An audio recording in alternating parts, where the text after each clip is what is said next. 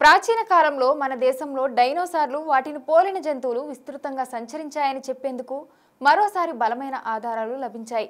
రాజస్థాన్లోని జెస్మిలార్ సమీప గ్రామంలో 20 కోట్ల సంవత్సరాల క్రితం నాటి డైనోసార్ శిలాజాన్ని భూగర్భ శాస్త్రవేత్త డాక్టర్ నారాయణన్ ఇండియన్ నేతృత్వంలోని బృందం తాజాగా గుర్తించింది. 1.5 నుంచి 2 మీటర్ల పొడవున్న ఈ శిలాజం మొదటి ఆకృతిని పోలి ఉంది. జార్సిక్ యుగంలో ఇక్కడ డైనోసార్లు ఎక్కువగా సంచరించాయని, ఫాసిల్ రూపంలో ఇప్పటికీ మనకు కనిపిస్తుండడం రూపాంతర జీవుల పరిణామ క్రమంలో ముఖ్యమైన సూచనగా శాస్త్రవేత్తలు అభిప్రాయపడుతున్నారు. కోట్ల ఏళ్ల క్రితం ఇక్కడ విస్తరించిన నీటిలోనే నివసించిన ఉదాభావజార జీవి ఈ ఫాసిల్ అని చెబుతున్నారు. ఇలాంటి శిలాజాలు డైనోసార్ల జీవన వికాసానికి అర్థం చేసుకోవడంలో అమూల్యమైన ఆధారాలని శాస్త్రవేత్తలు చెబుతున్నారు.